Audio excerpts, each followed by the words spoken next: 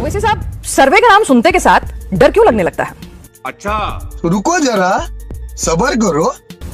नहीं, डर नहीं लगता है, खौफ होता है कि इससे नुकसान होगा देश के सोशल कोहिजन को, इससे नुकसान होगा देश की सोशल फैब्रिक को, देश के लॉ एंड ऑर्डर के मसले पैदा होंगे। तो आप जो सर्वे और मुझे एक और डर लगता है, जब इलेक्शन में एग्जिट पोल या सर्वे होते हैं उससे भी मुझे डर लगता है। लेकिन ओवैसी साहब, फैसला कोर्ट देता है। आज जिस तरह से सुप्रीम कोर्ट ने रोक लगाई है संभल के सर्वे पर, तो कोर्ट पर आपको भरोसा है? आप एक अच्छे खुद बैरिस्टर हैं, कानून को जानते हैं, तो अदालत में केस लड़े जा सकते हैं। आप सही कह रहे हैं, मगर आपसे मैं एक बात बता रहा हूं, अगर मैं इंडिया टीवी के खिलाफ एक केस डालता हूं, एक समझाने के लिए आपको और आपके दर्शकों को, मैं इंडिया टीवी के खिलाफ केस डालता हूं और ये कहता हूं कि उस जगह पर मस्जिद है आपके ऑफिस में, और आपको पार्टी बनाता हूं, मगर बगैर आपको सुने कोर्ट कोई फैसला दे देता है, और जहां कोर्ट से इंडिया टीवी का ऑफिस 45 किलोमीटर दूर है, और 1 घंटे के अंदर मैं पुलिस को लाकर सर्वे करा लेता हूं, क्या इस तरह के कोर्ट के ऑर्डर को आप सही कहेंगे या गलत कहेंगे? जब तक मैं आपको नहीं सुनूंगा, आपने कोर्ट ने ऑर्डर दे दिया। अच्छा, और एक सुनिए, सर्वे उनका जो अगर आप प्रेयर पढ़ेंगे मैडम, उनका एफिडेविट जो कोर्ट में डाला गया है, उसमें उन्होंने सर्वे की बात नहीं की। उन्होंने क्या कहा कि सेक्शन 18 के तहत हमको राइट टू एक्सेस मिले मस्जिद में। जब राइट टू एक्सेस चाहिए तो जज साहब ने सर्वे का ऑर्डर किस बुनियाद पर दिया बताइए? एक्सेस चाहिए तो जाइए, बैठिए मस्जिद में, कोई रोकना नहीं है आपको।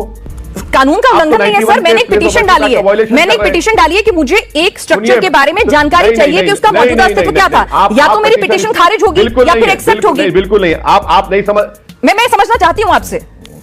अच्छा, तो मैं कल डाल दूं प्राइम मिनिस्टर, सुनिए मैडम, अगर मैं प्राइम मिनिस्टर के घर में डाल दूं कि सर्वे कराइए, वहां पर खाने जहां खां का रेमनेंट्स मिलेंगे, मैं डाल दूं पिटीशन, मैं डाल दूं। अच्छा चलिए, मुझे बस एक चीज का जवाब दीजिएगा। यहाँ पर मस्जिद मैं पूछ रही, ठीक है, मैं आप ही की बात पर आ रही हूँ। आपने कहा एक कानून बन गया है, संसद ने बना दिया है, सही गलत आपको वो कानून मानना होगा, और अदालतें से लेकर देश का हर नागरिक उसी कानून के हिसाब से चलेगा। ठीक है, मैंने मान लिया सर्वे कराने वाले की मंशा में चोर है, वो उसकी मंशा खराब हो सकती है, बिल्कुल आपकी बात को मैं एक बार की मान लेती हूँ। लेकिन अगर मेरा कानून, मेरे देश का संविधान, मेरा कानून मुझे इजाजत देता है कि मैं इस तरह का मामला दायर कर सकती हूं, कोर्ट के पास लेके जा सकती हूं, तो फिर मुझे उस पर भरोसा रखना चाहिए, और जो भी वो कहे कानून के तहत फैसला दे वो मानना चाहिए। फिर दंगे, नाराजगी, उत्तेजना, इसकी क्या जरूरत रह जाती है? अदालत की कार्रवाई में भरोसा करिए ना, वक्त लगेगा लेकिन कार्रवाई तो सही होगी। मैडम देखिए, आप समझ नहीं पा रहे हैं। मैं आपको बता रहा हूं, लोअर कोर्ट को भी कानून मानना पड़ता है, क्योंकि पार्लियामेंट को इख्तियार है कि वही पार्लियामेंट कानून बनाती है, और जब कानून बनाती है संविधान का हिस्सा बन जाता है। चाहे लोअर कोर्ट हो, हाई कोर्ट हो, सुप्रीम कोर्ट हो, हम कानून बनाए तो उस कानून के तहत ही उनको फैसला लेना है। अगर वो कानून के ऊपर कोई जाकर कोर्ट में केस डालता है, सुप्रीम कोर्ट में सा केस पड़ चुका है, मगर कानून है वो, लोअर कोर्ट कानून के खिलाफ कोई काम नहीं कर सकती, इसलिए हम कह रहे हैं उनका जो ऑर्डर है वो गलत है, बिल्कुल सही। अब आप देख लीजिए ख्वाजा अजमेरी की दरगाह, 800 साल से दरगाह है, आप कह रहे हैं कि नहीं, ये किताब दिखा रहे हैं आप 1911 की, मिस्टर शारदा की, कि ट्रेडिशन के तहत। अरे भाई, ट्रेडिशन क्या भैया? ट्रेडिशन को देखेंगे या आप पार्लियामेंट के बनाए हुए कानून को देखेंगे? आप बताइए कहां रुकेंगे? और मैं बता रहा हूं, आज मुसलमानों की मस्जिद दरगाह है, कल सिखों के गुरुद्वारों पर शुरू होगा, कल ईसाइयों के गिरजाघर पर शुरू होगा, कल बौद्ध मजहब के उनके मजहबी जगहों पर शुरू हो। खत्म, ये मुझ पर खत्म, ये रुकने वाला नहीं है। सर्वे का मतलब ये थोड़ी है कि 800 साल की दरगाह की मूल भावना को चेंज कर दिया जाएगा, ऐसा तो नहीं होगा। अजमेर दरगाह में मेरी भी पूरी ही आस्था है, मैं भी वहां चादर चढ़ाने जाती हूं। अरे मैडम सुनिए, आप देखिए, मैं आपको फिर से कह रहा हूं, section 3 places of worship act, section 4 पढ़ लीजिए। आप किसी भी तरीके से उसको कन्वर्ट नहीं कर सकते, बिल्कुल नहीं कर सकते। अगर वही मैं आपसे कह रही हूं वैसी साहब, अगर कानून इतना चाक चौबंद है, इतना पुख्ता है कि आप कुछ नहीं कर सकते, तो सर्वे हो जाने से डर कैसा? कानून में भरोसा रखिए, सर्वे हो जाने दीजिए, इस पर राजनीतिक रोटियां क्यों सेकनी? अपने आप लोग ठंडे हो जाएंगे। अगर राजनीति नहीं होगी तो अपने आप थोड़े दिन में लोग थक हार जाएंगे कि भाई ठीक है, तो बदल ही नहीं सकता, कुछ नहीं हो सकता, ये सब शोशेबाजी करके सुर्खियां बटोरने में कोई फायदा नहीं है, खत्म करो इसे।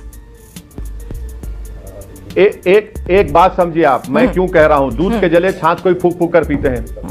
ज्ञानवापी में आपने वजूखाना बंद कर दिया मेरा, ज्ञानवापी में आपने सदन साइट पे, वहां पर आपने पूजा शुरू करा दी। मथुरा में 1965 में हिंदू मुसलमानों ने बैठकर तस्वीया कर लिया, मुसलमानों ने सुन्नी वक्फ बोर्ड से इजाजत लेकर 8 एकड़ जमीन कृष्ण जन्मस्थान के लिए दे दी, हिंदू मुसलमानों ने बैठकर तस्वीया कर लिया। 2023 में कोई केस डालकर बोलता है वो हिंदू कौन थे जो मुसलमान तस्वीया करे? इसीलिए तो हम कह रहे हैं आपको कि जो पार्लियामेंट में जो कानून बन चुका है वो हमारे मुस्तकबिल को, देश के फ्यूचर को खराब करने से बचाता है। तो उसी कानून पर तो भरोसा रखने के लिए कह रही हूं वैसे साहब सभी को कि कानून को, संसद ने कानून बना दिया, देश में अमन चैन बना रहे, सब धर्मों की हिफाजत हो, देश की संसद ने कानून बना दिया, अब देश की अदालत का काम है उसको इंप्लीमेंटेशन करना और उसको सही तरह से एग्जीक्यूट करना। वो अदालतें काम कर रही हैं जिसमें आपने भी भरोसा जताया, देश का हर नागरिक उसमें भरोसा रखता है, तो फिर सर्वे से डर क्यों? एक मिनट सुन लीजिए, एक मिनट सुन लीजिए। मैं कल ऑर्डर लेकर आऊंगा रजत शर्मा के खिलाफ। अरे आप हमारे चैनल और हमारे रजत जी के पीछे आप कोई दूसरा एग्जांपल दे लीजिए। चलिए बताइए फिर। अरे चलिए बोलिए। अरे क्यों आपको तकलीफ क्यों हो रही? नहीं कोई तकलीफ नहीं हो रही, चलिए आप एग्जांपल भी ले लीजिए। ठीक है, आपको तो रजत शर्मा का नाम तकलीफ क्यों हो रही है? आपको नहीं आप कहना चाहिए लाइए, सर्वे होने दीजिए, बोलिए आप। सर अगर अदालत फैसला देगी तो मैं या कोई भी क्यों रोकेगा? हम देश के नागरिक हैं, सम्मान तरीके से मानेंगे उस बात। क्या बात है मैडम, ये देखिए, यही तो हम कह रहे हैं कि आप पे बात आई तो हाँ कैसे होगा? नहीं जो 800 साल से दरगाह है, सर 500 साल से मस्जिद अगर आप कोई केस इंडिया टीवी के खिलाफ या हमारे खिलाफ डालेंगे और आप जीतेंगे तो मुझे मानना पड़ेगा, ऑप्शन ही नहीं होगी मेरे पास। इंडिया टीवी सुनिए, अगर इंडिया टीवी के देखिए, मैं आपको देखिए 1 मिनट में आपका माहौल बदल गया। नहीं मैंने कहा हमारे पास ऑप्शन नहीं होगी अगर आप केस जीतेंगे। के लिए अच्छा होना चाहिए ना। आपका इतना, आप तो परेशान हो गए अभी इतना बोलने पर। नहीं सर, मैंने मुस्कुराते हुए गई थी, आप मुझे देख नहीं पा रहे हैं। मैंने राइटर नोट पे कहा था। सर अच्छा एक बात बता दीजिए, मुस्लिम समुदाय के मुद्दों को आप इतना मुखर तौर पर सुनिए, देखने की जरूरत नहीं है, इंसान के अल्फाज के इस्तेमाल से मालूम हो जाता कि कितना उलझन का शिकार हो जाते हैं। बोलिए।